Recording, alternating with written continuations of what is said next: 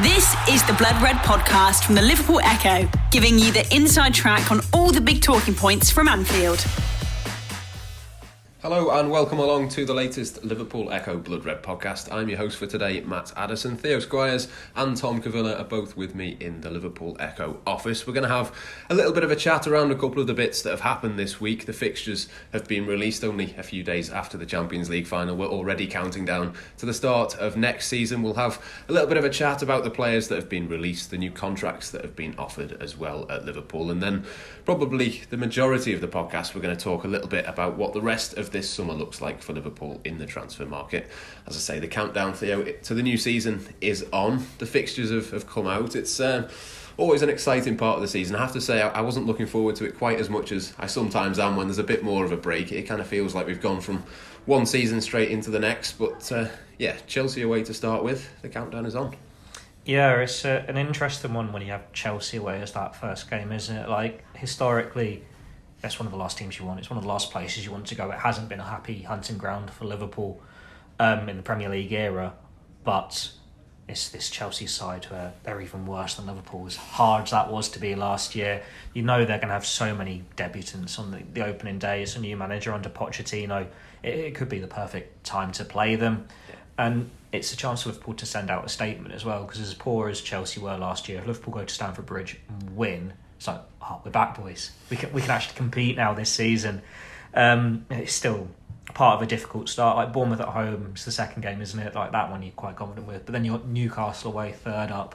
It's like, you could be having a pretty painful start here, but that's what they had last year. So it's important for Liverpool to actually get back to beating the big boys, beating the little boys, and being in title contention. But then if they can do that, it's going to give them confidence. And we know, whilst we're going straight into this new season with the fixtures days after the Champions League final, it's still a month off before they're back for pre-season. They're going to have a full summer break. You'd like to think that a few more players will have come in through the door along with McAllister before that early July return point. Plenty of friendlies lined up. Let's be confident Liverpool can be in a good place after dismantling Pochettino's broken Chelsea on the opening day.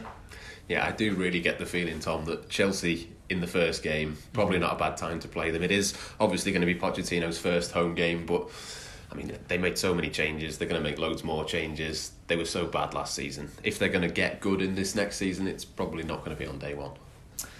Well, hopefully not, yeah. But I think someone made a good point yesterday of saying Liverpool didn't actually beat Chelsea last season, as bad as they were, which was a bit worrying. They haven't scored against them. Yeah, 0-0. 4 games. Both, I think all four have been 0-0 the last 4 games against Chelsea. You got the 2 cup finals where you got the 2 extra time periods as well. So that's a bit of a crazy stat, really. I mean, when you think about it, considering how bad Chelsea have been, teams went to Stamford Bridge and absolutely outplayed them. That game against Chelsea was probably one of the worst games of the season at Chelsea. I'll say which one. The one at Chelsea was a really bad game. Just no quality from either team that game. And yeah, I mean, I'd like to think when Liverpool go there, by the time the new season comes around, it won't be looking like that. Liverpool are going to be a bit more confident. I think that was the game just before Liverpool went on that run of wins.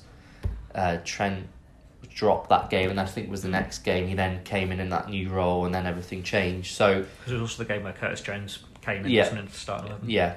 So once, obviously, with Trent, if Trent's back in that role next season, we like to think we'll be seeing the form we saw at the back end of last season straight away. Chelsea is just a bit unpredictable. We don't know who they're going to have there. On paper, you'd think Liverpool can beat them there. It just depends who. I mean, regardless of who they sign, to be honest, I don't think they're a threat next season. I think they've got too much going on, too many background problems, too much. I think United have probably got much better chance of being at the top than Chelsea. I just still think they're not balanced. They haven't got enough balance. It feels like it can go one or two ways, I think, for me. They could either be brilliant and it all pays off, or it could be another absolute catastrophe for them. But yeah, we'll see what happens. The other thing I was going to mention in terms of the fixtures, I mean, there's a couple of periods where I think Liverpool play United and then Arsenal back to back, but I mean, Tom mentioned there that the Chelsea game, that was in the middle of Manchester City, Chelsea, and another game, wasn't it? A big one, Arsenal. There's no kind of horror runs, I would say, in terms of the fixture list. It seems quite spread out. Is that fair to say? Yeah, I think so. Just from what I can remember from memory here, it's like one where you look at the fixture list, you take in the first 2 or 3. You look for when you play Everton and United and you forget it instantly. You look for when you play last City, game of the season, you forget it instantly.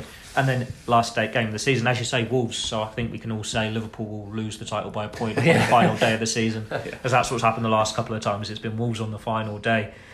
But yeah, it has been kinder than it has been for other sides. Like, I think away fixtures, the first few are quite tricky, aren't they? And as the away form was so poor for Liverpool last year, that's another chance for them to put it right this year. But then there's so many points you can look to last season. It's quite nice to say last season now. It is in the history books, we can forget about it, where it all broke down. There were so many low points, rock bottoms, where you think it's not going to get any worse, and then it did. And then it's, oh no, this is just the situation we're in this year. You'd like to think that Liverpool won't have freakish away form. They definitely won't be losing to Leeds United at home, but they're not going to be losing to those sorts of teams at home. They're not going to be losing to Bournemouth away, when it's a game that if they win, they're in the top 4. Like, you like to think we're back to Liverpool basics. Midfield's got a bit more life in it. McAllister, the first of a few signings. But then at the same time, when these games do come and you've got United and Arsenal back to back, what a chance to send out a statement. Like, if you can put points in there and build the momentum as Liverpool have done historically, they just didn't last year, then everyone's going to fear you. And it's just, what Liverpool are we getting next season? Is it a Liverpool that compete with Man City for the Premier League title, going all the way in the Europa League, maybe going to go in one of the domestic cups, or are we going to have to lower the expectations slightly? Last year wasn't as much of a freak result, and it's just get back in that top 4. Yeah, I think top 4 has got to be the minimum aim, hasn't it? And obviously the Europa League will play into it as well. We don't quite know what those fixtures are going to be. We do know when they're going to be, but obviously we don't know home and away and the quality of the teams and all of that sort of thing. So still plenty to think about in terms of the fixtures, still plenty of time for Liverpool to do transfer business as well. But before we talk about that, Tom, the released list, the contracts and all of that sort of thing, there's a lot of academy players, as there is every season, that have been let go. Adrian, though, is to stay. It looks like he's certainly been offered a contract. I suspect that he will be at Liverpool next season, and again, that's just another one that obviously it's official now, but it kind of makes sense, and it's what we were expecting. Yeah, I mean, there was a bit of talk about whether he would leave this summer and Liverpool might look to, I think they were linked with Zieler a little bit, German goalkeeper. It probably makes sense really for all concerned. I mean, we've seen Adrian maybe a bit more than people expected in the last few years, mainly due to injuries to Addison, which were quite unlucky. Remember that Norwich one, we just sort of slipped over, didn't he? It was a bit out of the blue. Played a lot in that first season. Yeah. But I mean, Liverpool will want to avoid that scenario, because obviously we've seen at times he's a good backup keeper, but he's not someone you'd want to be calling upon, for a row of matches. So as long as it was just for, rotation in the cups, that kind of thing, I think it's fine. We don't know what's going to happen with Kelleher, obviously. He's obviously more than good enough to fill in for Addison. And that's what I'm quite interested to see in terms of what happens with him, because we're seeing he keeps being linked to other teams, but Klopp's come out and said a few times they don't want him to go. It's just interested to know what Kelleher sort of thinks. Is he happy to stick around and be on the bench for most of the season again, or if you were him, you'd probably want to be playing each week. But being at a club like Liverpool as well, it's not every keeper gets that chance. So I'm sure Adrian is happy to stay in and do that role, but whether Kelleher is, we'll have to wait and see. But I'd like to see him stay, Kelleher. Yeah, absolutely. I think we're all in that position in terms of the goalkeepers. But let's move on to the rest of the summer and some of the more interesting things. We saw Ibrahim Konate come out this week, Theo, and say that he's looking forward to new signings and fresh blood. I think a few people on social media kind of took that to be a little bit of a dig almost, or a kind of prompt. It's not really anything new, is it? It's pretty obvious that Liverpool had to make signings. They have made one already, which shouldn't be forgotten, and they are going to make more signings as well. So I mean, he is right, but also maybe it's been taken the wrong way by a few people, almost half deliberately, I might suggest. Yeah, I'd say so. Like, I think if you ask any player in that Liverpool squad about signings, they're going to be excited and want players to come in, and they know players are going to have to come in. Like, they've lost, 4 or 5 senior players from the free agents, and then if we include Artemello, which we probably shouldn't, but he was a senior player. 4 then. Yeah. And then, as Tom says, Kelleher could easily go if he wants to. It's like, if he's either starting every week in the Europa League, having the domestic cups, giving it another go, or he's going to. There's so many teams that could sign him in. There's like the Tottenham, Brentford, Celtic. I'm sure Brighton. Yeah. Like there's so many clubs that are looking for goalkeepers, so that could go either way. And then you look at other players. Like I think was it Gorsty's done the piece today. I think Nat Phillips, Reece Williams. Fabio Carvalho, probably he's going to go. There's going to be vacancies in the squad. They've got to be filled. Like, granted, these are fringe players, but they have lost 4 pretty prominent players in the first team squad. We might not have seen much of Cater and Oxlade-Chamberlain this year, but last year and years before, they have been prominent roles. And we know McAllister's going to be just the first of many. It's where they go from here. Like, is it 2 midfielders? Is it 3 midfielders? The club are saying that they don't want a right back. So I think we can assume that means Trent is not going to make the full switch into midfield. It will be him at right back in the traditional setup, or as the inverted full-back. And then it's just midfielders that complement that with McAllister. I know we'll be doing a special podcast on it next week with the Under-21s Euros, but there are a number of players in that tournament who Liverpool being linked with, who they like the look of, who could come in and to fill up one of those midfield vacancies. You've still got Curtis Jones there, still got Harvey Elliott there. Thiago's still got a year left on his contract. Henderson might play a bit less next year, but he's still there. You're looking at Fabinho, found a little bit of form towards the end of the season. Maybe can't ride him off fully just yet. The only thing I think we can say with confidence is they're probably not going to sign a forward, because they've got 5 quality options there. Even when Salah goes off to the AFCON, you can put Elliott on the right, Ben Dokes coming through the academy ranks. Klopp himself said the only thing they don't want is a goalkeeper, and that could easily change if Kelleher goes. But yeah, we expect a busy summer. A few more transfers. A left-sided centre-back, that's one I've forgotten to mention. That's something they're in the market for as well. So, McAllister was done a couple of weeks after the season finished. The window only opened this week, wasn't it? Wednesday, a couple of days ago. How many other clubs have actually made, out of the big 6, big 7, have made these big major signings? Like Newcastle brought in it. Was it a young striker or something? Was it last week? A Gambian... Yeah, winger. 18-year-old. Yeah, he's not going to be like that starting player as McAllister is for Liverpool, but it's still plenty of time for all these transfers to unfold, and then Liverpool probably have it done by mid-July, whereas everyone else is still scrambling around come transfer deadline day in August.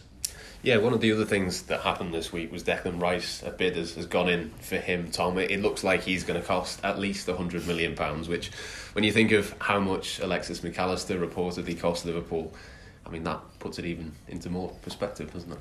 Yeah, it does, because I don't. Although Rice is a very good player, I don't see him being that £100 million player. I think fair enough paying it for Jude Bellingham, because I think he's going to be someone for the next 10 years who's just going to dominate football. Could go the other way, but I think he will be that player. With Declan Rice, I'm not as sure he's as good or I can reach that sort of level. He's a good player, but I think he's already 24, so he's already 5 years older than Bellingham, and they're both sort of spoken about at the same kind of level, but the fact that Bellingham's already doing that in Champions League at Dortmund at 19, I just think he's got a higher ceiling than Declan Rice, and I think he would be a good signing for Arsenal, but I just don't think he's that kind of £100 million mark. So yeah, the fact that he's going for that, McAllister should have been easily 50-60 million, but obviously the way the clause in the Brighton contract worked out, that went in Liverpool's favour, and yeah, it's a really good fee. I imagine we're going to see a lot of extortionate fees this summer for players, just based on sort of the early figures that are going around, for Rice and other players. I think that the main way teams are going to get the bargains is sort of getting the relegated players. We're seeing Spurs, I think, have been linked with Ward-Prowse and Maddison and Barnes. That was it. So the only way you're really going to get a discount or a lower price is going for one of those players. I think everyone else is going to be sort of 50 million upwards, unless you can get some sort of special deal like Liverpool did, where there's a clause that allows it. But yeah, the Rice deal was a bit crazy, to be honest. I think Rice is a really good player, Theo, and to be honest, if he wasn't 100 million, if he was maybe half that, I'd suspect that Liverpool maybe could have been interested in him. But I mean, Bellingham this week has made his move to Real Madrid. Obviously we knew that was going to happen, but that's kind of official at this point. It does feel like Liverpool are having to look for better value, but they seem to have found it.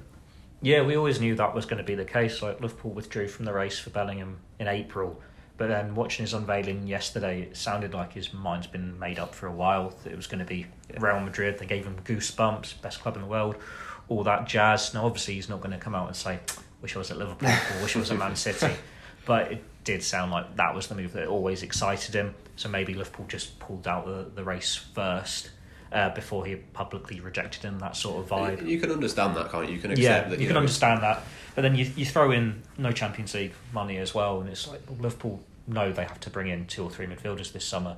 They could have financially maybe gone for the big one, the big marquee signing like they did last year with the forwards, with Darwin, Núñez. Or you can be a bit shrewder with what you're bringing in. Like the players we're talking about here, like Rice is going to go for over 100, as you've said. Caicedo's going to cost 80 million plus from the sounds of it. Barella 50 million from Inter to Newcastle. I'm sure that'll be more. You reckon? Mason Mount, they rejected the opening bid of 40. Chelsea wants 60, 70. You get McAllister, when he was under contract, he's not expiring anything. He's younger than majority. He's not younger than Caicedo, but he's younger than most of these players, and he's won the World Cup. That's just this bargain fee for Liverpool. They've done so well to sniff that out. We know he was a target before the World Cup, so that's fair play. Recruitment team, pat yourselves on the back. You've done your job there. But it gives Liverpool more to spend with these other players. And we'll just wait and see. I think Thuram's the one, if you listen to the speculations, the leading target at the moment, but then Gabri Veiga might have potentially leapt for that one at the moment. It's just so much speculation and rumours, and that's what you expect. When Liverpool are going to sign 2 or 3 midfielders in the summer, agents are obviously going to be spouting their mouths off, going to the media, and there is going to be all these rumours. That's why Konate was asked about Thuram in the first place, the same as Bellingham at his unveiling was asked about Harry Kane and Kylian Mbappe. There's nothing new here, nothing different, but Liverpool are just sounding out the options. Like, they got the best deal possible for McAllister because of that release clause. They'll have all these targets on the long list. They'll see who costs what wages they'll want, what their platform is, what the vacuum is for them ceiling wise, and then just go from there. There's lots of talent on that list. We'll see who actually is in the Liverpool squad come August. I think if Newcastle are going for Barella, Tom, that would be the one that I think I would be looking at. I cannot for the life of me say it's going to be 50. It's probably closer to 70, 75, something like that. But even at that price, I think that would be one that I would certainly be tempted by. Yeah, it's a bit of a surprise to see that, to be honest. I think we're all expecting Newcastle to come out with these big signings, and they've kind of gone about it quite slowly in who they've brought in. It's not been, all out going for it straight away. But if they were to get someone like that, just been in Champions League final, that's quite a statement signing from them. And I think once you get the first one in, like him, a lot of others would then follow. So that's slight concern for Liverpool and other teams if they were to get someone like Barella. I think 50 million was the opening offer that's been reported, and from what I was reading, that Inter are not happy with that and going to demand more, obviously, which you probably would if you were Inter. But yeah, if Liverpool obviously been linked to him as well, and if it was available for that kind of price, 50, 60 million, yeah, it's definitely someone they should be looking at. Still 26. Yeah, 26. So, still a good age. I think it's someone Liverpool should be looking at, but I think there'll probably be a few other teams looking at him as well. I can't imagine it would just be Newcastle having a free hit at him. So if he's available and there's a deal that can be done, yeah, it's definitely someone to look at. But the fact that Newcastle are being linked to him in the first place is just a bit doesn't really sit right, but we'll see what happens with that one. I don't mind if Liverpool miss out on Barella. I know that's going to sound controversial because we know he's a player that Jurgen Klopp loves, Pep Linders loves, and there's been all this praise from him. But the speculation has probably come from that praise in the first place. Like, the guys at Liverpool have praised Ollie Watkins, Patrick Bamford in the past. Like, Firmino's just gone, are they going to sign Bamford from Leeds United because they've gone down? No, they're not. Like, Wouldn't mind Ollie Watkins. Watkins would be alright, but they don't necessarily need him as well. Like, Barella is a good player, but it's clear they're looking at a different profile at the moment. They got McAllister because they needed a player who was out there, just entering the peak years now, because that's what they desperately missed last year. Now they want those younger ones, so it's the next generation in midfield. Someone you put in with a Curtis Jones, a Harvey Elliott's. Like, Barella, 26, yeah, peak of his powers. but he's never played in the Premier League before. Doesn't mean he can't do it, and there have been some great Italian players that have played in England, but there have also been a hell of a lot of Italian players that haven't worked well in England, and Liverpool have been on the receiving end of that a couple of times themselves. And with Barella as well, as much as there's been the speculation linking with them, Liverpool, there were always the corresponding reports saying he doesn't want to leave Italy. Inter Milan don't want to sell, and they're only going to sell if they have to because the offer's ridiculous and they need the money. So for Newcastle to be in this conversation and for it to actually look like it could happen, it's clear he's getting a hell of a wage. For them, the representatives say, oh yeah, something can happen here, they're making him their best paid player and he is going to be that first marquee signing. That's not happening at Liverpool. He'd just be one of a number. Liverpool don't want that marquee signing. That's why part of the reason why they stepped away from Bellingham. They want to build this new midfield to complement what they've already got. And while he is a very good player who's got his admirers, he could be a very good Premier League footballer, just doesn't quite fit what Liverpool need this summer, in my opinion. I disagree slightly in terms of where he fits. I think Liverpool do need someone to maybe play that right-sided attacking role, the position that Henderson has been in. McAllister could do that. I mean, McAllister can do that. You've got Harvey Elliott to think about as well. We've still got Thiago there in that midfield as well. They've got so many midfielders still. The only issue with the midfield last year was they were either out of form, injury-prone, old, out of contract, or just young and raw. So it's like, well, you put McAllister in there, that's one player who's at the peak of his powers, and he could easily play, say it's the inverted system, you put him next to Trent, if you're playing a really team that's just going to defend behind the ball at Anfield, you could put him in as the Fabinho role, as the number 6 alongside Trent. You could put him on the left, you could put him on the right. You can do all those roles, which is one of the reasons why Liverpool have got him. Jones can do a couple of them, Elliott can do a couple of them, Thiago can go on the left, Henderson can go on the right. Probably missing a couple of midfielders here. Vasetic is coming back from injury. They've got so many midfield options still, and while they still need another couple more to go around there, it's like if you've got all of them players fit, you're saying your 3 is probably Thiago, Fabinho, McAllister. You could go and get a Barella in as well, but you can see why the next list of players is the younger ones who aren't immediately going into that starting 11, but 2 years down the line when Thiago's left on a free transfer, Fabinho's the wrong side of 30, then they're your Liverpool starters. Yeah, it's interesting, isn't it? It does seem like the majority of the links have been kind of that next tier down. You think of Thuram and Kone, even someone like Gravenberg, I think has got a high ceiling but hasn't necessarily played at the highest level that often. I mean, who of that sort of second list after Barella would you be looking at, Tom? I think Gravenberg is quite a good option. It's gone a bit quiet with him in recent weeks, but I saw a little bit of him at Ajax.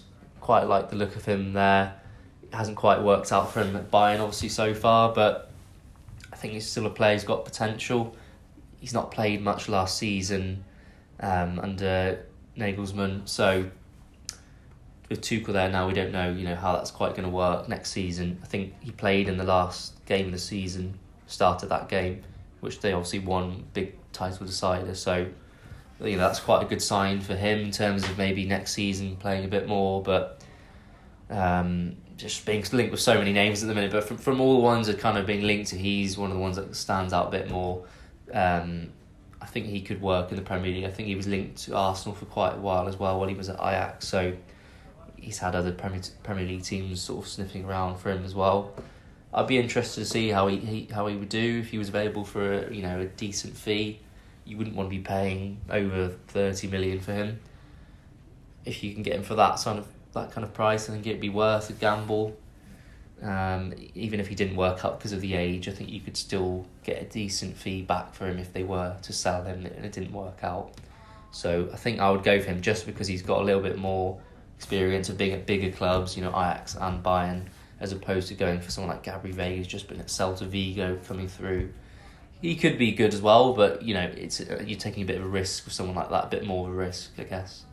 Yeah, we'll talk more about this on Monday's podcast, but the under-21 Euros is an interesting element to all of this. It starts next week. You'd imagine that certainly the international managers, if not the players themselves, would rather not have transfer speculation and sort of things going on during that tournament, even sort of things like medicals if these were to get a little bit further developed. But that kind of feels like there's an opportunity for Liverpool to look at one or two players there. Not that you make your decision off the back of that, but it does sort of give the opportunity to shine a bit of a spotlight on these players. Yeah, it does. And Doyley's done a piece saying you're looking at these players and this is where the next Liverpool signing is going to come from. You can throw the centre-backs in there as well, because Levy Colwell's going to be playing, and Mickey van der Ven, who've been the two left centre-back, have been linked most at the moment. But it's a strange one in the terms of, we know Liverpool want the business done early. They want it done before pre-season. I think the final of the tournament is the day that Liverpool are back for pre-season. It's pretty much the same day, if it's a couple of days apart. So if Liverpool are going to go for a player who's playing in the under-21s, you either got to get done in the next 3 or 4 days, which speculation-wise doesn't seem to be happening. Like, they could just come out of nowhere, accelerate negotiations over the weekend and get it done early, or you're going to have to wait until their commitments in the tournament are done. Like you say, the international managers and the players won't want the distractions themselves. We'll just have to wait and see. Like, obviously talks are going on behind the scenes with the representatives, whether that's gone into full-blown transfer negotiations, offers, and yet we shall see. But as we've been saying for a number of months now, this Liverpool long list is longer than normal because they didn't know where they're going to be Champions League-wise. They didn't know how much they have to spend, who would be leaving necessarily. And we haven't actually seen any major departures yet. You can throw in Leighton Clarkson, but how much is he really going to have brought in? We haven't seen any first-team players depart yet. So there's many plates still spinning. And just because we've had the Champions League final at the weekend, the fixtures out now, and then an international tournament coming next week, there's still a good few weeks left before everything has to really be in order. Just to finish off then, let's talk a little bit about the defence. Theo mentioned before it seems more likely that they'd look at a left-sided rather than a right-sided defender, but I think a centre-back that can play full-back is definitely high up on my priority list this summer. What about you? In terms of defenders, or just in terms of, not in terms of names, but is that something that you think Liverpool need to do this summer? Yeah, I mean, potentially. If you take away, Matip, I think he's a good option, but like you said, he's had he has a lot of injury problems in the past, hasn't he? So he's not always someone you can count upon. Kanate now looks like he's ready to sort of step up and be, Van Dijk's permanent partner going forward. Gomez, he's had his injury issues as well, but can play well if needed. I guess you probably would need someone as a backup maybe, or sort of to step ahead of them in the pecking order just because of their injury record. That's the only concern I would have. I think they're both fine options, like on the day. It's just if they're available, and with Matip especially, it hasn't always been the case. Gomez has been a bit more unlucky, obviously, with longer term injuries. But yeah, if you were going to sign someone, centre back could be an option.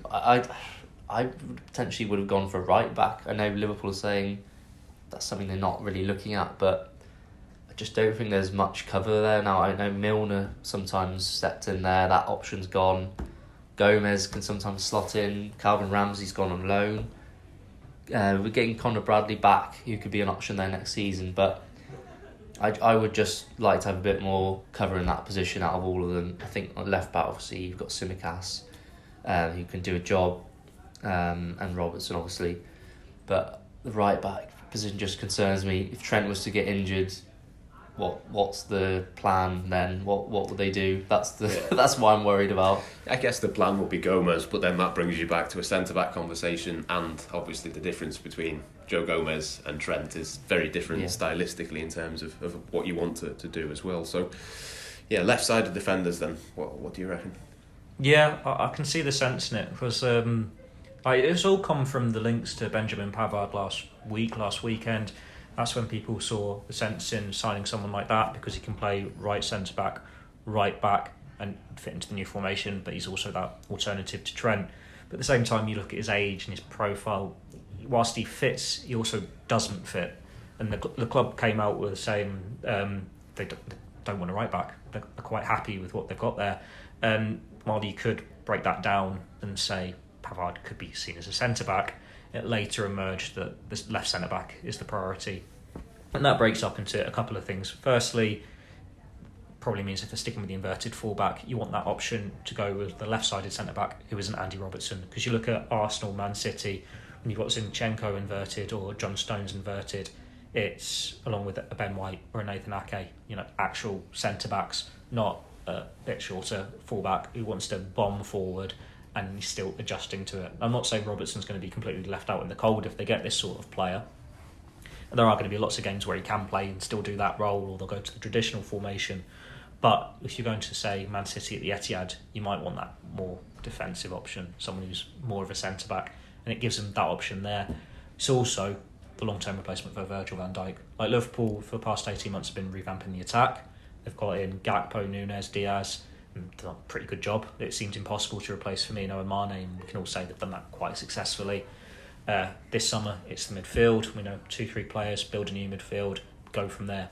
The next one is the defence. And Trent, you got him for 10 years. He's fine. You don't need to worry about right backs. That's why they go for the younger players like Bradley, Ramsey, centre backs. Matip will move on at some point, so this left centre back covers for that. Konate's sorted. You're not giving up on Van Dijk yet, but you still want that long term successor to him.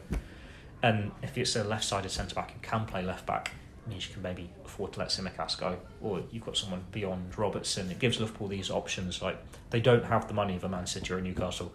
They can't go, in a dream world, we want a goalkeeper, a right back, a centre back, 3 midfielders and a forward. They have to choose what is the priorities, and the priorities are the midfield, then the left-sided centre-back, and if you have to sign a goalkeeper, then you go for the goalkeeper. And as you're saying with Trent, if he gets injured, maybe you're a little bit stuck up right back. Maybe you then tweak it slightly, like you put Joe Gomez, then you switch it, so he could be the right back, but he's then in the defensive 3. Robertson, while you're not going to say he's going to go in and be a central midfielder, he can bomb forward still, and it just depends what type of centre-back they actually do bring in. If they get someone, like if it's someone who's really good on the ball, maybe they can do the John Stones role and be that inverted option. But then it also goes along with what happens midfield-wise, because I think Klopp said himself, whether we stick with inverted full-back depends on who we actually sign in midfield. But the fact that we can't nail it down yet, which is obviously going to be a hard task, and we're not seeing who they've actually brought in yet, it's a good thing because it means they've got so many options and there's a bit more strength in there, rather than we've got so many injuries, we just got to play this 11 every week. Like Bradley is one to watch. Like, he had a very good season on loan at Bolton, whereas Ramsey couldn't have been on the European squad unless they registered him. He's been at the club long enough to be on list B, so they don't need to register him. He doesn't take up a space, and you'd imagine he's going to get a few European games. So at the very least, his value is going up this season. Playing in the Cups, playing in Europe, getting the odd Premier League appearance, see if he can make that step up from League One to Premier League. Might be a bit of a stretch, but yeah, Liverpool have been quite confident having these younger players as backups to Trent alongside a Milner or a Gomez. I reckon for now they're okay there. In a couple of years, maybe that is something they need to look at. At the moment, you're picking your battles, you're spinning your plates, they're doing what they need to do. Yeah, I think Levi Colwill that you mentioned before, I think he would be the dream option for me, but whether Chelsea would let him leave, I'm not too sure. But it's an interesting on that one though, isn't it? Because Chelsea are a bit messed up with FFP, shall we say, and the best way to get around that is selling your homegrown players. So that's one of the reasons why Mount's going. It's one of the reasons why Gallagher's probably going to go. You can throw in Hudson-Odoi there, and if the deadline's the end of the month, isn't it? So, yes, 2 weeks. Yeah, 2 weeks left. So as much as they're saying, say, 70 million for Mason Mount, if they've not agreed 70 million by the end of the month, that is dropping, and someone's getting them up for less. While they might be rejecting 30 million for Levi Colwill now from Brighton, if they're in a bit more of a desperate situation come the end of the month, it's probably going to have to happen. Like, they've still got a lot of homegrown players, like I've mentioned a few there. Chalobah's another one. There is no suggestion that Loftus-Cheek, yeah. exactly. So they've got a lot of players here they can offload. Looks like to they're going to get about back. 60 or 70 for Kai Havertz as well. Obviously not homegrown, but does come into the FFP thing. This doesn't mean that they will be getting rid of Levi Colwill, but it's certainly something to keep an eye on in the next fortnight. But then he's at the under-21s Euros as well, so we'll see if it can actually happen quickly. Yes, exactly. Still plenty of plates spinning for Liverpool. Still plenty of updates, I'm sure, across the rest of the summer. We'll keep you updated right here at the Liverpool Echo and Liverpool.com as well. But for now, we shall leave it there. We'll catch you on Monday.